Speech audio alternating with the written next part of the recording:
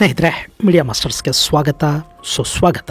ಗೆಳೆಯರೆ, ಮಧ್ಯಪ್ರದೇಶದಲ್ಲಿನ ಧಾರಾ ನಗರದ ಐತಿಹಾಸಿಕ ಭೋಜಶಾಲಾ ಅಥವಾ ಕಮಲ್ ಮೌಲಾನಾ ಮಸೀದಿಯ ವಿವಾದಕ್ಕೆ ತೆರೆ ಬೀಳುವ ದಿನಗಳು ಹತ್ತಿರ ಆಗ್ತಾ ಇರೋ ಹಾಗೆ ಕಾಣ್ತಾ ಇದೆ. ಇದು ಮಂದಿರ ಅಲ್ಲ, ಮಸೀದಿ. ಹೀಗಾಗಿ ವಾರದಲ್ಲಿ ಒಂದು ದಿನ ಕೂಡ ನೀವಿಲ್ಲಿ ಪೂಜೆ ಮಾಡೋದಕ್ಕೆ ಬರಬಾರದು. ಈ ಕಟ್ಟಡವನ್ನು ಸಂಪೂರ್ಣವಾಗಿ ನಮಗೆ ಒಪ್ಪಿಸ್ಬಿಡ್ಬೇಕು ಅಂತ ಕೇಳ್ತಾ ಇದ್ದವರಿಗೆ ಭಾರತೀಯ ಪುರಾತತ್ವ ಇಲಾಖೆಯ ಸರ್ವೆ ವರದಿ ಒಂದು ಶಾಕ್ ಅನ್ನು ಕೊಡ್ತಾ ಇದೆ. ಈ ಇಡೀ ಮಸೀದಿ ಅಥವಾ ಪ್ರಾರ್ಥನಾ ಮಂದಿರ 1000 ವರ್ಷಗಳ ಹಿಂದಿನ ಹಿಂದೂ ಮಂದಿರದ ಅವಶೇಷಗಳ ಮೇಲೆ ನಿರ್ಮಾಣವಾಗಿದೆ ಅನ್ನೋ ಮಾಹಿತಿಯ ವರದಿಯನ್ನ ಪುರಾತತ್ವ ಇಲಾಖೆ ನ್ಯಾಯಾಲಯಕ್ಕೆ ಸಲ್ಲಿಸಿದೆ. ಹಾಗಾದ್ರೆ ಏನಿದು ಭೋಜಶಾಲಾ ವಿವಾದ? ಪುರಾತತ್ವ ಇಲಾಖೆ ಸಲ್ಲಿಸಿರುವ ವರದಿಯಲ್ಲಿ ಏನಿದೆ? ಆ ವಿವಾದಿತ ಪ್ರದೇಶದಲ್ಲಿ ಸಿಕ್ಕ ಐತಿಹಾಸಿಕ ಕುರುಹುಗಳೇನು, ಅಲ್ಲಿ ಸಿಕ್ಕ ಶಾಸನಗಳು ಏನು ಹೇಳ್ತಾ ಇವೆ ಅನ್ನೋ ಬಗ್ಗೆ ಒಂದಷ್ಟು ಮಾಹಿತಿಯನ್ನ ನಾವಿಲ್ಲಿ ನೋಡೋಣ.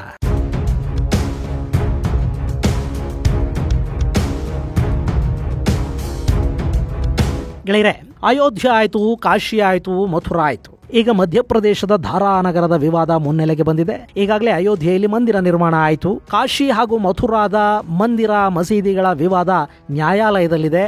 ಹಾಗೇನೆ ಈ ಧಾರ್ನಲ್ಲಿದ್ದ ಪುರಾತನ ಸರಸ್ವತಿ ಮಂದಿರ ಹಾಗೂ ಅದರ ಮೇಲೆ ನಿರ್ಮಾಣ ಆಗಿದೆ ಅಂತ ಹೇಳಲಾಗ್ತಾ ಇರುವ ಕಮಲ್ ಮೌಲಾನಾ ಮಸೀದಿಯ ವಿವಾದ ಕೂಡ ಈಗ ನ್ಯಾಯಾಲಯದ ಮೆಟ್ಟಿಲೇರಿದೆ. ಈ ಬಗ್ಗೆ ಎರಡೂ ಕಡೆಯವರ ವಾದಗಳನ್ನು ಆಲಿಸಿದ್ದ ನ್ಯಾಯಾಧೀಶರು ಭಾರತೀಯ ಪುರಾತತ್ವ ಇಲಾಖೆಗೆ ಈ ಸಂಕೀರ್ಣದಲ್ಲಿ ವೈಜ್ಞಾನಿಕ ಸಂಶೋಧನೆಯನ್ನು ಮಾಡಿ ಉತ್ಖನನವನ್ನು ನಡೆಸಿ ಅಲ್ಲಿ ಸಿಗುವ ಮಾಹಿತಿಯನ್ನ ನ್ಯಾಯಾಲಯದ ಮುಂದಿಡಬೇಕು ಅಂತ ಮಾರ್ಚ್ 11ನೇ ತಾರೀಖು ಆದೇಶವನ್ನು ಕೊಡ್ತು. ಅದರ ಹಿನ್ನೆಲೆಯಲ್ಲಿ ಸಂಶೋಧಕರ ತಂಡ ಈ ಭೋಜಶಾಲಾದಲ್ಲಿ ಮಾರ್ಚ್ 22ರಂದು ಸಂಶೋಧನೆಯನ್ನು ಆರಂಭ ಮಾಡಿತು. ಸರಿಸುಮಾರು 98 ದಿನಗಳ ಉತ್ಖನನ, ಸಂಶೋಧನೆ, ಸರ್ವೇಕ್ಷಣೆಯ ನಂತರ ಆ ಕಟ್ಟಡದಲ್ಲಿ ಸಾಕಷ್ಟು ಮಾಹಿತಿ ಲಭ್ಯ ಆಗಿದೆ. ಅಲ್ಲಿ ಮಸೀದಿ ಇರೋ ಜಾಗದಲ್ಲಿ ಈ ಹಿಂದೆ ದೇವಾಲಯ ಇತ್ತು ಅನ್ನೋದಕ್ಕೆ ಪುರಾವೆಗಳು ಸಿಕ್ಕಿವೆ.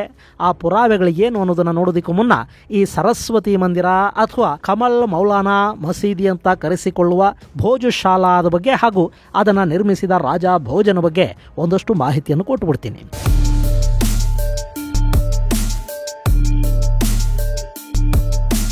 ಗೆಳೆಯರೆ, ಈ ಭೋಜಶಾಲಾನ ರಾಜ ಭೋಜ ನಿರ್ಮಾಣ ಮಾಡ್ದ ಅಂತ ಹೇಳಲಾಗತ್ತೆ. ಅವತ್ತಿನ ಮಾಳ್ವದ ರಾಜಧಾನಿಯಾಗಿದ್ದ ಧಾರಾ ನಗರದಿಂದ ಆಳ್ವಿಕೆ ಮಾಡ್ತಾ ಇದ್ದ ರಾಜ ಭೋಜ ಅತ್ಯಂತ ಪರಾಕ್ರಮಿ ಅನ್ನಿಸ್ಕೊಂಡಿದ್ದ, ಹಾಗೆ ಅತ್ಯುತ್ತಮ ಪಂಡಿತ ಕೂಡ ಆಗಿದ್ದ.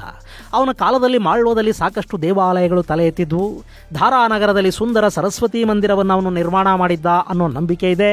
ಹಾಗೇನೆ ಮಧ್ಯಪ್ರದೇಶದ ಭೋಜ್ಪುರದಲ್ಲಿನ ಶಿವನ ದೇವಾಲಯವನ್ನ ನಿರ್ಮಾಣ ಮಾಡಿದ್ದು ಕೂಡ ಇದೇ ರಾಜ ಭೋಜ ಅಂತ ಹೇಳ್ತಾರೆ. ಇದು ಖಜುರಾಹೋದಲ್ಲಿನ ದೇವಾಲಯಗಳ ಸಮುಚ್ಚಯಕ್ಕಿಂತ ದೊಡ್ಡದಾಗಿರಬೇಕು ಅಂತ ಭೋಜ ಯೋಚಿಸಿದಂತೆ. ಹೀಗಾಗಿ ಅಲ್ಲಿ ಭಾರತದಲ್ಲೇ ಅತಿ ದೊಡ್ಡ ಶಿವಲಿಂಗವನ್ನು ನಾವಿವತ್ತು ಕಾಣೋದಕ್ಕೆ ಸಾಧ್ಯ ಆಗ್ತಾ ಇದೆ. ಹಾಗೆ ಭೋಜರಾಜ ಸಾಕಷ್ಟು ಡ್ಯಾಮ್ಗಳನ್ನು ಕೂಡ ಕಟ್ಟಿದ್ದ ಅಂತ ಹೇಳ್ತಾರೆ. ಅದರ ಬಗ್ಗೆ ಕೂಡ ಸಾಕಷ್ಟು ಸಂಶೋಧನೆಗಳಾಗಿವೆ. ಇಂಥ ಭೋಜರಾಜನ ಕಾಲದಲ್ಲಿ ನಿರ್ಮಾಣ ಆದ ಈ ಸರಸ್ವತಿ ಮಂದಿರ 2 ಶತಮಾನಗಳ ಕಾಲ ಜ್ಞಾನ ಕೇಂದ್ರವಾಗಿ ಮೆರೆದಾಡಿತು. ಆದರೆ ಯಾವಾಗ ಭಾರತಕ್ಕೆ ಮುಸ್ಲಿಮರ ದಾಳಿ ಆಯಿತೋ ಅಲ್ಲಿಂದ ಈ ಜ್ಞಾನ ದೇಗುಲದ ನಸೀಬು ಕೂಡ ಬದಲಾಗಿ ಹೋಯಿತು. ಈ ಸರಸ್ವತಿ ಮಂದಿರ 14ನೇ ಶತಮಾನದ ಹೊತ್ತಿಗೆ ಮಸೀದಿಯಾಗಿ ಬದಲಾಯಿತು. 12ನೇ ಶತಮಾನದ ಕೊನೆಯಲ್ಲಿ ದೆಹಲಿಯನ್ನು ಆಕ್ರಮಿಸಿದ ಸುಲ್ತಾನರು ಇಡೀ ಭಾರತ ಖಂಡವನ್ನು ಆವರಿಸ್ತಾ ಹೋದ್ರು. ಆ ಸಂದರ್ಭದಲ್ಲಿ ಅಂದ್ರೆ ಖಿಲ್ಜಿ ವಂಶದ ಆಳ್ವಿಕೆ ಮುಗಿದು ಮಹಮ್ಮದ್ ಬಿನ್ ತೊಘಲಕ್ಕನ ಆಡಳಿತ ಆರಂಭಗೊಂಡ ಕಾಲದಲ್ಲಿ ಈ ಧಾರಾ ನಗರಕ್ಕೆ ಒಬ್ಬ ಸೂಫಿಯ ಆಗಮನ ಆಗತ್ತೆ. ಅವನ ಹೆಸರು ಕಮಲ್ ಅಲ್ ಅದೀನ್ ಅಂತ. ಜನ ಆಡು ಭಾಷೆಯಲ್ಲಿ ಅವನನ್ನ ಕಮಲ್ ಮೌಲಾನಾ ಅಂತ ಕರೆಯೋದಿಕ್ಕೆ ಶುರು ಮಾಡಿದ್ರು. ಈ ಮೌಲಾನಾ ಧಾರಾ ನಗರದಲ್ಲಿನ ಸರಸ್ವತಿ ಮಂದಿರದ ಪ್ರಾಂಗಣದಲ್ಲಿ ಉಳ್ಕೊಂಡಿದ್ದ. ನಾವು ಹೇಳಿ ಕೇಳಿ ಸರ್ವಧರ್ಮ ಸಹಿಷ್ಣುತೆಯನ್ನ ಅಳವಡಿಸಿಕೊಂಡು ಬಂದಿ ನೋಡಿ. ಯಾರು ಸ್ವಲ್ಪ ಒಳ್ಳೆ ಮಾತಾಡಿ ಈಶ್ವರ ಅಲ್ಲ ಏಕೇ ಅಂದುಬಿಟ್ರೆ ಅವನು ನಮ್ಮವನೇ ಅಂತ ನಂಬಿಡ್ತೀವಿ. ಇಲ್ಲಿ ಕೂಡ ಹಾಗೆ ಆಯ್ತು. ಈ ಸೂಫಿಗೆ ಮಂದಿರದಲ್ಲಿರೋದಕ್ಕೆ ಅವಕಾಶವನ್ನು ಕಲ್ಪಿಸಿಕೊಡ್ಲಾಯಿತು. ಕೆಲ ದಿನಗಳಲ್ಲಿ ಕಮಾಲುದ್ದೀನ್ ಸಾವನ್ನಪ್ಪದ. ಮುಸ್ಲಿಮರು ಪ್ರಬಲರಾಗಿದ್ರು, ಹಿಂದೂಗಳು ಸೆಕ್ಯುಲರ್ ಆಗಿದ್ರು. ಹೀಗಾಗಿ ಆ ಸೂಫಿಗೆ ದೇವಾಲಯದ ಸಮೀಪನೇ ಒಂದು ಸಮಾಧಿಯನ್ನ ನಿರ್ಮಾಣ ಮಾಡೋದಕ್ಕೆ ಅವಕಾಶವನ್ನು ಕಲ್ಪಿಸಿಕೊಡ್ಲಾಯಿತು. ಕಾಲಕ್ರಮೇಣ ಅಲ್ಲೊಂದು ಮಸೀದಿ ತಲೆ ಎತ್ತಿತು. 1392ರಲ್ಲಿ ಈ ಮಸೀದಿಯನ್ನ ದಿಲಾವರ್ ಖಾನ್ ಅನ್ನೋನು ಸ್ವಲ್ಪ ದೊಡ್ಡದು ಕೂಡ ಮಾಡ್ದ. ಮಂದಿರ ಮಸೀದಿ 2 ಒಂದೇ ಪ್ರಾಂಗಣದಲ್ಲಿ ಒಂದೇ ಕಡೆ. ಎಂಥ ಸಾಮರಸ್ಯ ನೋಡಿ, ಎಂಥ ಭಾವೈಕ್ಯತೆ ಅಲ್ವೇ. ಅದಾದ್ಮೇಲೆ ಮಾಳ್ವಾ ಅಂದ್ರೆ ಇವತ್ತಿನ ಮಧ್ಯಪ್ರದೇಶದ ಆಡಳಿತ ವಹಿಸಿಕೊಂಡವನು ಮೊಹಮ್ಮದ್ ಖಿಲ್ಜಿ. ಇವನನ್ನ ಅಲಾದೀನ್ ಮೊಹಮ್ಮದ್ ಶಾ ಅಂತ ಕೂಡ ಕರೀತಾರೆ. ಮಾಳ್ವದ ಸುಲ್ತಾನ ಹೊಸಾಂಗ್ ಶಾನ ಮಗ ಮೊಹಮ್ಮದ್ ಶಾನನ್ನ ಕೊಂದು ಈ ಅಲಾದೀನ್ ಶಾ ಅಧಿಕಾರಕ್ಕೆ ಬಂದ. ಹಾಗ ಬಂದವನ ಕಣ್ಣು ಈ ಭಾವೈಕ್ಯತೆಯ ಕೇಂದ್ರದ ಮೇಲೆ ಬಿತ್ತು. ಅವನು ನೇರ ಸರಸ್ವತಿ ಮಂದಿರದ ಮೇಲೆ ದಾಳಿ ಮಾಡಿ ಈ ಮಂದಿರವನ್ನು ಕೆಡವಿ ಅಲ್ಲಿ ಇನ್ನೂ ಒಬ್ಬ ಸೂಫಿ ಅಬ್ದುಲ್ಲಾ ಶಾ ಚಾಂಗ್ಲಾ ಅನ್ನೋನ ಸಮಾಧಿಯನ್ನು ನಿರ್ಮಾಣ ಮಾಡ್ದ.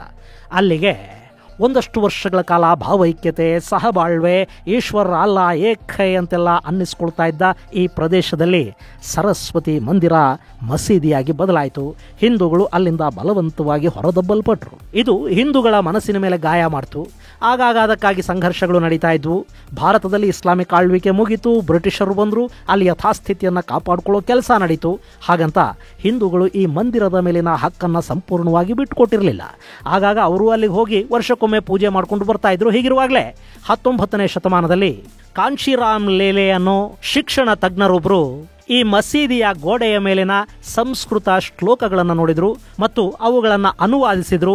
ಆ ಮೂಲಕ ಅವರು ಇದನ್ನ ರಾಜ ಭೋಜ ಕಟ್ಟಿಸಿದ್ದ ಭೋಜಶಾಲೆ ಇದೆ ಅಂತ ಖಚಿತಪಡಿಸೋ ಪ್ರಯತ್ನವನ್ನು ಮಾಡಿದ್ರು. ಅಲ್ಲಿದ್ದ ದೇವಾಲಯದ ಮೇಲೆ ಮಸೀದಿ ನಿರ್ಮಾಣ ಆಗಿದೆ ಅನ್ನೋದನ್ನ ಅಲ್ಲಿನ ಕೆಲ ಶಾಸನಗಳು ಹೇಳ್ತಾ ಇವೆ ಅನ್ನೋ ಮಾಹಿತಿಯನ್ನು ಕೂಡ ಕಾಂಶಿರಾಮ್ ಲೇಲೆ ಹೊರಹಾಕಿದ್ರು. ಇನ್ನು ಕೆಲವರು ಅಲ್ಲಿದ್ದದ್ದು ಸರಸ್ವತಿ ಮಂದಿರ ಅಲ್ಲ, ಅದು ಜೈನರ ಅಂಬಿಕೆಯ ಮಂದಿರ ಅಂತ ಹೇಳೋ ಮೂಲಕ ಸ್ವಲ್ಪ ವಿಷಯವನ್ನ ಡೈವರ್ಟ್ ಮಾಡಿ ಮಸೀದಿ ಮಂದಿರವನ್ನ ಜೈನ ಬಸದಿ ಮಂದಿರದ ವಿವಾದವನ್ನಾಗಿ ಮಾಡೋ ಪ್ರಯತ್ನವನ್ನ ಮಾಡಿದರಾದರೂ ಅದು ಅಂಬಿಕೆ ಆದರೂ ಸರಸ್ವತಿ ಆದರೂ ಅಲ್ಲಿದ್ದದ್ದು ಮಂದಿರ ಅನ್ನೋದು ಮಾತ್ರ ದಿಟವಾಯಿತು.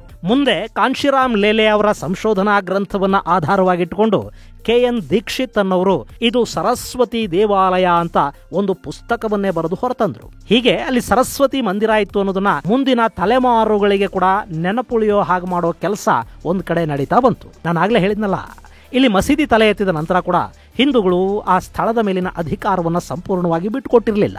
ಸ್ಥಳದ ವಿವಾದ ಹಾಗೆ ಇತ್ತು. ಅಂಥ ಕಡೆಗೆ ಪ್ರತಿನಿತ್ಯ ನಮಾಜ್ ಮಾಡೋದಕ್ಕೆ ಅಲ್ಲಿನ ಸುಲ್ತಾನ ನವಾಬ್ ಹಮೀದುಲ್ಲಾ ಖಾನ್ ಅನುಮತಿಯನ್ನು ಕೊಟ್ಟ. ಸ್ವಾತಂತ್ರ್ಯ ನಂತರ ಕೂಡ ಅದು ಹಾಗೆ ಮುಂದುವರಿತಾ ಬಂತು. ಹಿಂದೂ ಮಂದಿರದ ಗೋಪುರ ಬದಲಾದರೂ ಧಾರ್ ನಗರದ ಹಿಂದೂಗಳು ಶಾಂತಿ ಕಳ್ಕೊಳ್ಳೋದಕ್ಕೆ ಹೋಗಲಿಲ್ಲ. ಸಬ್ಕಾ ಮಾಲಿಕ್ ಏಕ್ ಹೇ ಅಂತ ಅವ್ರು ಹಾಗೆ ಮುಂದುವರಿಸ್ಕೊತಾ ಹೋಗ್ತಾ ಇದ್ರು. ವಸಂತ ಪಂಚಮಿಯ ಒಂದು ದಿನ ಅಲ್ಲಿ ಪೂಜೆ ಮಾಡೋದಕ್ಕೆ ಅವಕಾಶ ಸಿಕ್ಕರೆ ಸಾಕು ಅನ್ನೋ ಮನಸ್ಥಿತಿಯಲ್ಲಿ ಅವರಿದ್ರು. ಈ ಮಧ್ಯೆ ಮಧ್ಯಪ್ರದೇಶದ ಸರ್ಕಾರ ಈ ಕಟ್ಟಡವನ್ನ ಕಮಾಲ್ ಮೌಲಾ ಮಸೀದಿ ಅಂತ ಸರ್ಕಾರಿ ದಾಖಲೆಗಳನ್ನೇ ಸಿದ್ಧ ಮಾಡ್ತು.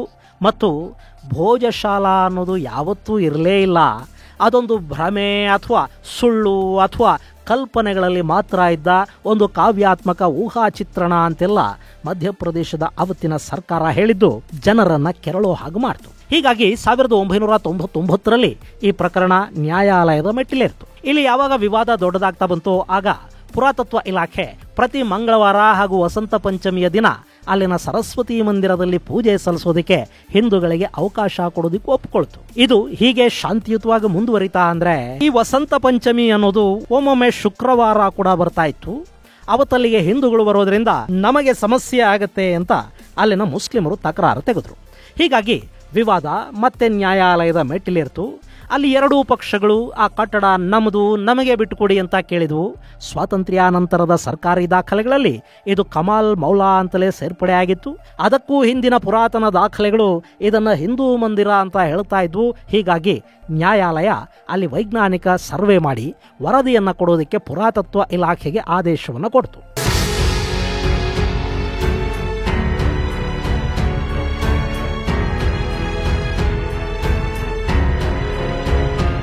ಹೀಗೆ ಮಾರ್ಚ್ 22ರಂದು ಆರಂಭಗೊಂಡ ಉತ್ಖನನ ಜುಲೈ 15ನೇ ತಾರೀಕಿಗೆ ಕೊನೆಗೊಂಡಿದೆ. ಜುಲೈ 16ನೇ ತಾರೀಕು ಆರ್ಕಿಯಾಲಜಿಕಲ್ ಸರ್ವೆ ಆಫ್ ಇಂಡಿಯಾ ತನ್ನ ವರದಿಯನ್ನ ಮಧ್ಯಪ್ರದೇಶದ ಹೈಕೋರ್ಟ್ಗೆ ಸಲ್ಲಿಕೆ ಮಾಡಿದೆ ಮತ್ತು ಆ ವರದಿಯಲ್ಲಿ ಪುರಾತನ ಮಂದಿರದ ಅವಶೇಷಗಳ ಮೇಲೆ ಅಲ್ಲಿ ಮಸೀದಿಯನ್ನ ನಿರ್ಮಾಣ ಮಾಡಲಾಗಿದೆ ಅಂತ ಕೂಡ ತಿಳಿಸಲಾಗಿದೆ. ಭಾರತೀಯ ಪುರಾತತ್ವ ಇಲಾಖೆಯ ಸಮೀಕ್ಷೆಯಲ್ಲಿ ಅಲ್ಲಿ ಒಟ್ಟು 94 ಶಿಲ್ಪಕಲಾಕೃತಿಗಳು ಸಿಕ್ಕಿವೆ. 106 ಕಲ್ಲಿನ ಕಂಬಗಳು, 32 ನಾಣ್ಯಗಳು, 150ಕ್ಕೂ ಹೆಚ್ಚು ಶಿಲಾಶಾಸನಗಳು ಸಿಕ್ಕಿವೆ. ಆ ಕಂಬಗಳ ಮೇಲೆ ಹಿಂದೂ ದೇವತೆಗಳ ಕೆತ್ತನೆಗಳಿವೆ. ಗಣೇಶ, ಬ್ರಹ್ಮ, ಭೈರವ ಹಾಗೂ ನರಸಿಂಹನ ಮುಖಗಳು ಕೂಡ ಅಲ್ಲಿ ಪತ್ತೆಯಾಗಿವೆ. ಹೀಗೆ ಸಿಕ್ಕಿರೋ ವಸ್ತುಗಳನ್ನು ಸಂಶೋಧನೆಗೊಳಪಡಿಸಿರುವ ಭಾರತೀಯ ಪುರಾತತ್ವ ಇಲಾಖೆ ಒಟ್ಟು 150 ಪುಟಗಳ ವರದಿಯನ್ನು ಸಿದ್ಧ ಮಾಡಿ ನ್ಯಾಯಾಲಯಕ್ಕೆ ಸಲ್ಲಿಸಿದೆ. ಇದರ ಆಧಾರದಲ್ಲಿ ನೋಡಿದರೆ ಈ ಹಿಂದೆ ದೇವಾಲಯವಿದ್ದ ಜಾಗದಲ್ಲಿ ದೇವಾಲಯದ ಅವಶೇಷಗಳನ್ನು ಬಳಸಿಕೊಂಡು ಮಸೀದಿಯನ್ನ ನಿರ್ಮಾಣ ಮಾಡಿದ್ದಾರೆ ಅನ್ನೋದು ಸ್ಪಷ್ಟವಾಗ್ತಾ ಇದೆ. ಹಾಗೆ ಅಲ್ಲಿ ಸಿಕ್ಕ ಶಾಸನವೊಂದರ ಮೊದಲ ಸಾಲಲ್ಲಿ ಪಾರಮಾರರ ಅರಸ ಉದಯಾದಿತ್ಯನ ಮಗ ನರವರ್ಮನ ಹೆಸರಿದೆ ಅಂತ ಹೇಳಲಾಗ್ತಾ ಇದೆ. ಈ ನರವರ್ಮ 1094ರಿಂದ 1133 ಅವಧಿಯಲ್ಲಿ ಧಾರಾ ನಗರವನ್ನು ಅಂದರೆ ಮಾಳ್ವಾ ಪ್ರಾಂತವನ್ನು ಆಳ್ತಾ ಇದ್ದ. ಹಾಗೆ ಅಬ್ದುಲ್ಲಾ ಶಾ ಚಾಂಗಲ್ ಸಮಾಧಿ ಬಳಿ ಸಿಕ್ಕ ಶಾಸನವೊಂದು ಅಲ್ಲಿದ್ದ ಮಂದಿರವನ್ನು ಧ್ವಂಸಗೊಳಿಸಿದ ಕಥೆಯನ್ನು ಹೇಳ್ತಾ ಇದೆ. ಅದು ಮಾಳ್ವದ ಖಿಲ್ಜಿ ರಾಜ ಮೊಹಮ್ಮದ್ ಶಾ 1455ರಲ್ಲಿ ಬರೆಸಿದ ಶಾಸನ. ಅದರಲ್ಲಿ ಈ ಸ್ಥಳದಲ್ಲಿನ ಮಂದಿರವನ್ನು ಅತ್ಯಂತ ಭಯಾನಕವಾಗಿ ಬಲಪ್ರಯೋಗದ ಮೂಲಕ ಕೆಡವಲಾಯಿತು ಅಂತ ಬರೆಯಲಾಗಿದೆಯಂತೆ. ಅಲ್ಲಿದ್ದ ವಿಗ್ರಹಗಳನ್ನು ಭಗ್ನಗೊಳಿಸಿ ಮಂದಿರವನ್ನು ಬಲಾತ್ಕಾರದ ಮೂಲಕ ಮಸೀದಿಯನ್ನಾಗಿ ನಿರ್ಮಿಸಲಾಯಿತು ಅಂತ ಆ ಶಾಸನ ಹೇಳ್ತಾ ಇದೆಯಂತೆ. ಗೆಳೆಯರೆ, ಹಾಗೆ ನೋಡಿದರೆ ಈ ಭೋಜಶಾಲಾ ಅನ್ನೋದು ವಾಗ್ದೇವಿಯ ಮಂದಿರ ಆಗಿತ್ತು ಅನ್ನೋದನ್ನ ಈ ಹಿಂದಿನ ಸಾಕಷ್ಟು ಇತಿಹಾಸಕಾರರು ಕೂಡ ಹೇಳಿದ್ದಾರೆ. ಇದನ್ನ ಮೊದಲ ಬಾರಿಗೆ ಭೋಜಶಾಲಾ ಅಥವಾ ಹಾಲ್ ಆಫ್ ಭೋಜ ಅಂತ ಅಧಿಕೃತವಾಗಿ ಕರೆಯಲ್ಪಟ್ಟ ಇಂಗ್ಲಿಷ್ ದಾಖಲೆ ಅಂದರೆ ಅದು 1908ರ ಚಾರ್ಲ್ಸ್ ಇ ಲಾರ್ಡ್ ಗೆಜೆಟಿಯರ್. ಹಾಗೆ ಇತಿಹಾಸಕಾರ ಹಾಗೂ ಸ್ಕಾಟಿಷ್ ಸೇನಾಧಿಕಾರಿ ಜಾನ್ ಮಾಲ್ಕಮ್ ಕೂಡ ರಾಜ ಭೋಜನ ಬಗ್ಗೆ ಸಾಕಷ್ಟು ಸಂಶೋಧನೆಗಳನ್ನು ಮಾಡಿದ್ದಾರೆ. ಭೋಜನ ಕಾಲದಲ್ಲಿ ನಿರ್ಮಾಣವಾಗಿದ್ದ ಡ್ಯಾಮ್ಗಳ ಬಗ್ಗೆ ಈ ಜಾನ್ ಮಾಲ್ಕಮ್ ಒಂದಿಷ್ಟು ದಾಖಲು ಮಾಡ್ತಾ ಹೋಗ್ತಾರೆ. ಈತ ಈ ಕಮಲ್ ಮೌಲಾ ಮಸೀದಿಗೆ ಕೂಡ ಭೇಟಿ ಕೊಟ್ಟಿದ್ದಾನೆ ಮತ್ತು ಆ ಮಸೀದಿಯ ಗೋಡೆಗಳ ಮೇಲಿನ ಶಿಲಾಶಾಸನಗಳು ಕೆತ್ತನೆಗಳನ್ನು ಆತ ಗುರುತಿಸಿದ್ದಾನೆ. ಮಸೀದಿಗಳಲ್ಲಿ ವಿಗ್ರಹಗಳು ಸಾಮಾನ್ಯವಾಗಿರೋದಿಲ್ಲ. ಅಂಥದ್ರಲ್ಲಿ ಹಿಂದೂ ದೇವತೆಗಳ ವಿಗ್ರಹಗಳು ಅಲ್ಲಿನ ಕಂಬಗಳ ಮೇಲಿರೋದನ್ನ ಗುರುತಿಸುವ ಈ ಜಾನ್ ಮಾಲ್ಕಮ್ ಈ ಕಟ್ಟಡ ಹಿಂದೂ ಮಂದಿರದ ಅವಶೇಷಗಳನ್ನು ಬಳಸಿ ನಿರ್ಮಾಣ ಮಾಡಲಾಗಿದೆ ಅಂತಲೇ ಬರೀತಾನೆ. ಇದಾದ ನಂತರ 19ನೇ ಶತಮಾನದ ಶಿಕ್ಷಣ ತಜ್ಞ ಮತ್ತು ಶಿಕ್ಷಣಾಧಿಕಾರಿ ಕಾಂಶಿರಾಮ್ ಲೆಲೆ ಕಮಾಲ್ ಮೌಲಾದಲ್ಲಿನ ಒಂದಷ್ಟು ಶಾಸನಗಳ ಬಗ್ಗೆ ದಾಖಲು ಮಾಡ್ತಾರೆ ಮತ್ತು ಅಲ್ಲಿನ ಸರ್ಪಾಕೃತಿಯ ಸಂಸ್ಕೃತ ಶಾಸನದ ಬಗ್ಗೆ ಕೂಡ ಲೆಲೆ ವಿವರಿಸಿದ್ದಾರೆ. ಇಲ್ಲಿನ ಒಂದಷ್ಟು ಶಾಸನಗಳನ್ನ ಸ್ಥಳಾಂತರಿಸಲಾಗಿದೆ ಅನ್ನೋ ಮಾಹಿತಿಯನ್ನ ಮಾಲ್ಕಮ್ ದಾಖಲು ಮಾಡ್ತಾನೆ. ಇನ್ನು ಈಗ ಪುರಾತತ್ವ ಸರ್ವೇಕ್ಷಣೆಯಲ್ಲಿ ಕೂಡ ಒಂದಷ್ಟು ಶಾಸನಗಳು, ವಿಗ್ರಹಗಳು, ಕಂಬಗಳ ಮೇಲಿನ ಕೆತ್ತನೆಗಳು, ಅವುಗಳನ್ನು ನಾಶ ಮಾಡಿರುವ ಕುರುಹುಗಳು ಇವೆಲ್ಲ ಪತ್ತೆಯಾಗಿರೋದು ಈ ಕಟ್ಟಡ ಹಿಂದೂ ಮಂದಿರವಾಗಿತ್ತು ಅನ್ನೋದಕ್ಕೆ ಸಾಕ್ಷಿ ಹೇಳ್ತಾ ಇದೆ.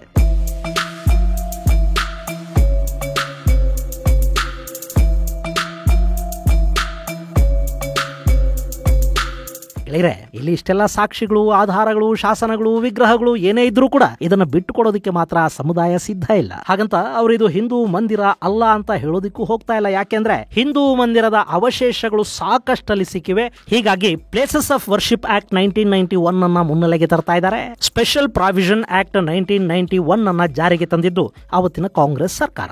ಇದರ ಪ್ರಕಾರ 1947ರ ಆಗಸ್ಟ್ 15ರ ನಂತರ ಯಾವೆಲ್ಲ ಪ್ರಾರ್ಥನಾ ಸ್ಥಳಗಳು ಹೇಗೆಲ್ಲ ಇದ್ವು ಅವುಗಳನ್ನ ಹಾಗೆ ಮುಂದುವರಿಸಿಕೊಂಡು ಹೋಗಬೇಕು, ಅವುಗಳನ್ನ ಬದಲಾಯಿಸಬಾರದು ಅಂತ ಹೇಳುತ್ತೆ. ಹೀಗಾಗಿ ಈ ಕಮಾಲ್ ಮೌಲಾ ತಂಟೆಗೆ ಬರಬೇಡಿ ಅನ್ನೋದು ಮಸೀದಿ ಕಮಿಟಿಯ ವಾದ. ಇಲ್ಲಿ ಈ ಪ್ಲೇಸಸ್ ಆಫ್ ವರ್ಷಿಪ್ ಆಕ್ಟ್ ಅನ್ನೋದು ಕೂಡ ಎಲ್ಲ ಸ್ಥಳಗಳಿಗೆ ಅನ್ವಯ ಆಗೋದಿಲ್ಲ. ಸ್ವಾತಂತ್ರ್ಯಕ್ಕೂ ಪೂರ್ವ ವಿವಾದಿತ ಸ್ಥಳಗಳಾಗಿದ್ದ ಪ್ರದೇಶಗಳಿಗೆ ಯಾವುದೇ ಕಾರಣಕ್ಕೂ ಇದು ಅಪ್ಲೈ ಆಗೋದಿಲ್ಲ. ಆದ್ರೆ ಈ ಭೋಜಶಾಲಾ ವಿಷಯದಲ್ಲಿ ಏನಾಗುತ್ತೆ ಕಾದು ನೋಡಬೇಕು. ಇದು ಗೆಳೆಯರೆ ಧಾರಾ ನಗರದಲ್ಲಿರುವ ಭೋಜಶಾಲೆಯ ಸರ್ವೆಯಲ್ಲಿ ಸಿಕ್ಕ ಮಾಹಿತಿ ಹಾಗೂ ಭೋಜಶಾಲದ ಇತಿಹಾಸಕ್ಕೆ ಸಂಬಂಧಪಟ್ಟ ಒಂದಷ್ಟು ಮಾಹಿತಿ. ಮುಂದಿನ ಸಂಚಿಕೆಯಲ್ಲಿ ಮತ್ತಷ್ಟು ವಿಶೇಷಗಳ ಜೊತೆ ಮತ್ತೆ ಭೇಟಿಯಾಗೋಣ. ಅಲ್ಲಿವರೆಗೆ ಜೈ ಹಿಂದ್, ಜೈ ಕರ್ನಾಟಕ.